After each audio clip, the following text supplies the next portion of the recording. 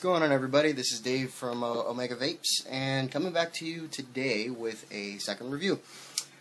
Finally decided to go forth and make some more videos. Today I'm going to actually be doing a product review on a very popular, now known mod, since there's quite a bit of mods out there.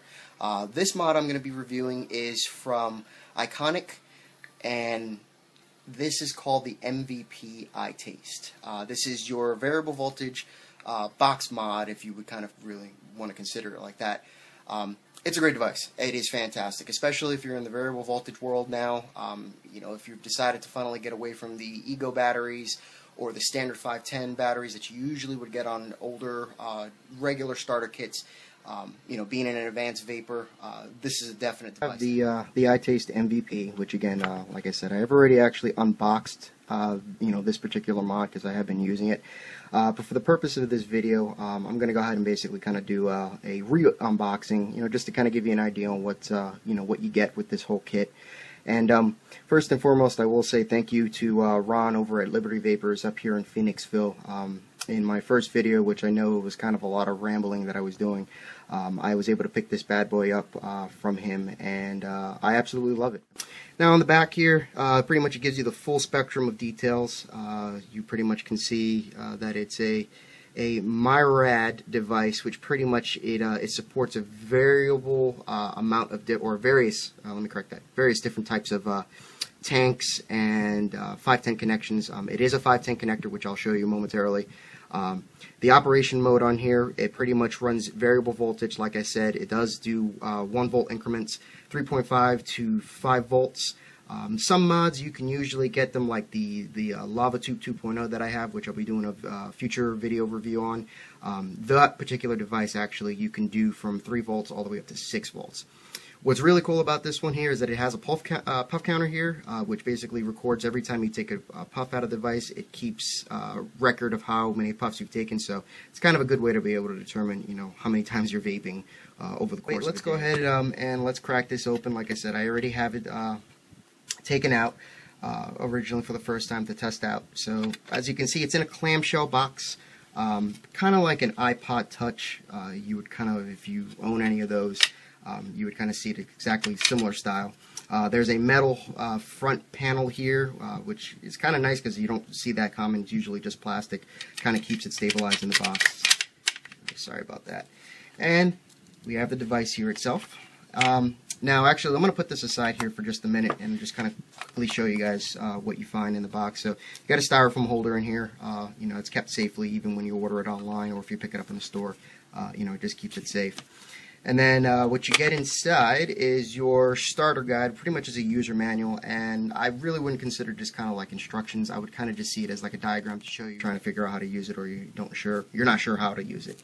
And this card here just basically shows you how to refill the different types of tanks that it supports. Again, like I mentioned earlier, supports the Vivinova tanks, the iClear 30s, iClear 16.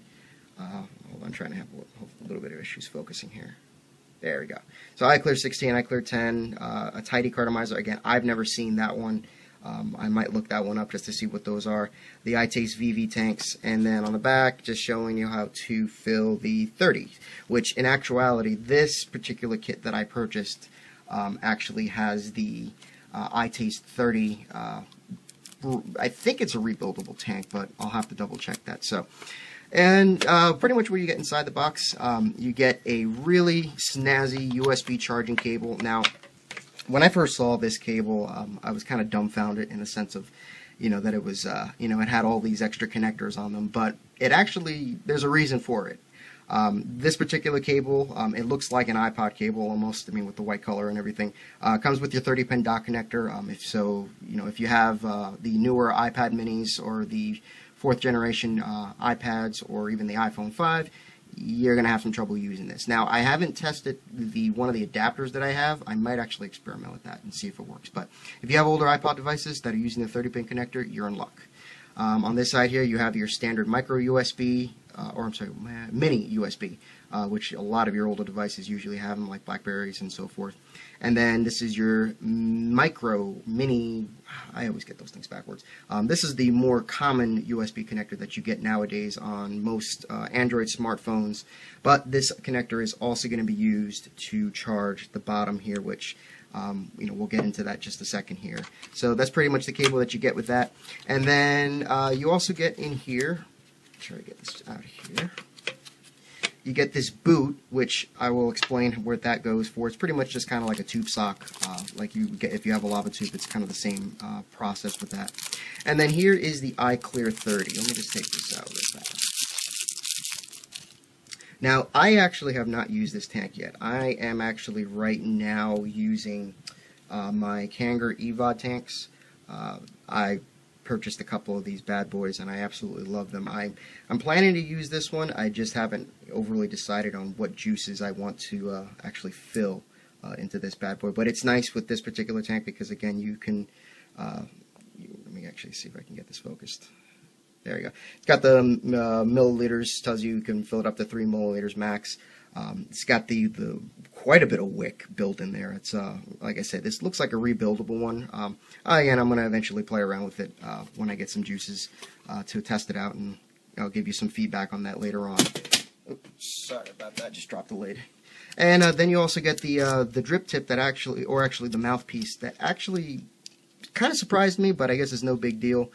This one specifically, it is made for this because it actually has a thread on there, but it's also got the knucklehead, which is cool. So my fiance actually has a knucklehead tip that I got her, and she absolutely loves the thing because it's more so of the angle. So, but it does have the O-ring on it, but it also does thread into the unit. So I haven't tested any of my other drip tips on here, but nonetheless, this does come with it.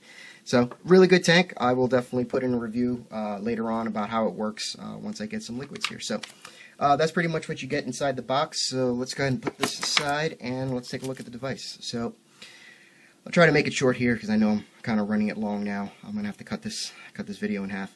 The iTazte, again, pretty much is a full box mod, variable voltage. On the front here you have your fire button and also your power button. It lights up green when you're firing.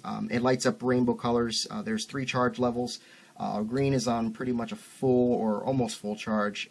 Yellow is about halfway, and then when you're on red, I think you're about 10%. So nice just indicator telling you how much you have.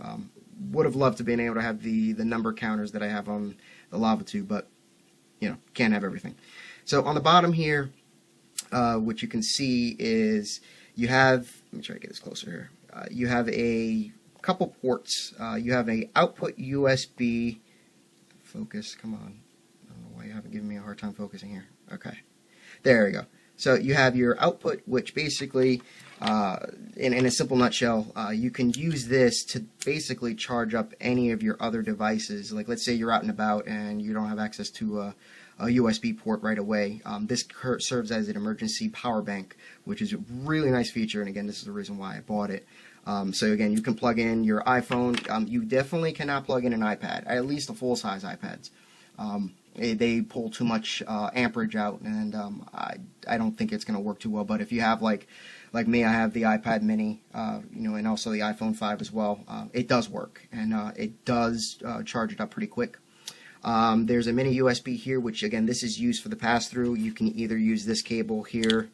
Let me just plug it in real fast. There we go. So again, you can use it as a pass-through and vape while it's charging, which is really nice.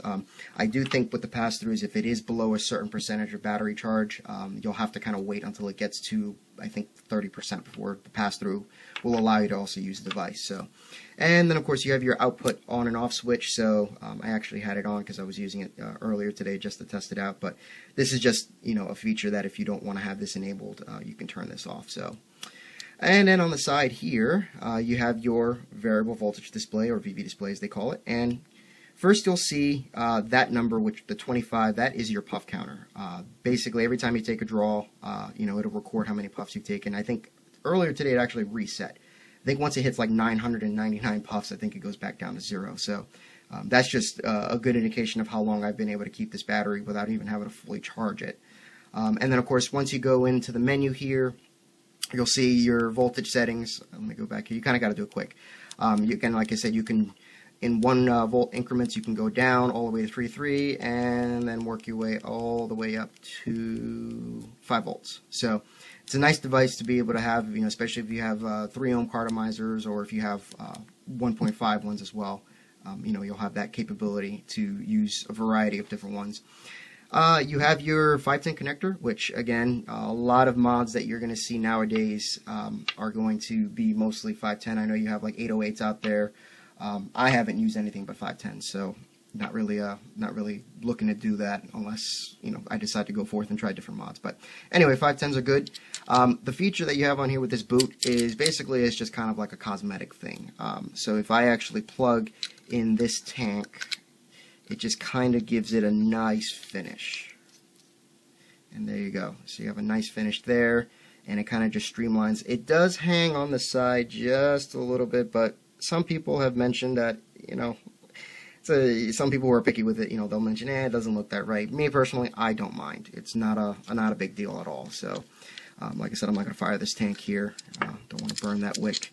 So again, that's the boot there. And let me see where else. Nothing on this side here. So again, like I said, it is a great device. And let me go ahead and now show you how it actually vapes. Like I said, I'm not using that tank there. I'm using my eVod. So let me go ahead and screw this bad boy on, and let's go ahead and take a vape and give you my overall opinion on the device. Now that we got the opportunity to kind of see what's in the box and what you're actually going to be getting with this really cool mod here, let me give you a quick demonstration on the vapor production and just overall how the device works and what it comes out with.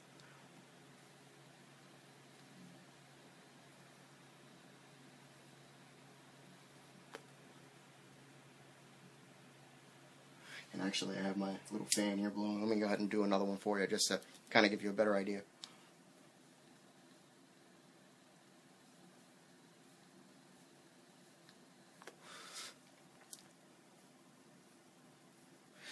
That's good. That's really good. Vapor production is fantastic on here. It definitely draws a lot of power to the atomizer on here, and again, just being that it's variable voltage, it gives you that flexibility. Depending on the kind of atomizers and cartomizers you use, it gives you that really good opportunity to kind of find a sweet spot with whatever juices you're using. And I love using this one in this particular juice as well, because it's a great after dinner or kind of an all-day vape.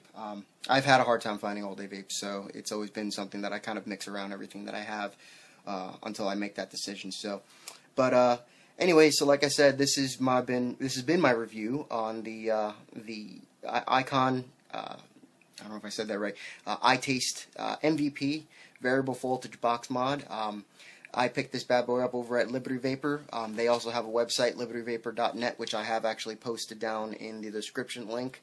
I did mention in the first video he doesn't have all the products, or actually he doesn't have any products on the site yet. So if you are local into the area in Phoenixville, Pennsylvania, make a quick stop up there. And I think I paid, it was $69.99 for this one, but I actually think I got it a little bit on a discount. So great device, really good price range for a variable voltage mod, because unfortunately some mods out there, they are a lot more expensive. They do give you a couple more different features, and go from there and see how that works for you. If you have questions, feel free to message me, shoot me a link or send me a comment down below in the comment section. And until next time, I will be doing a couple more reviews on some more juices as I get them in the progress. I also will do a review later on about the Lava Tube 2.0, since I've had this one for a while. And we'll go from there. So until next time, thank you guys for watching, and keep on vaping, guys.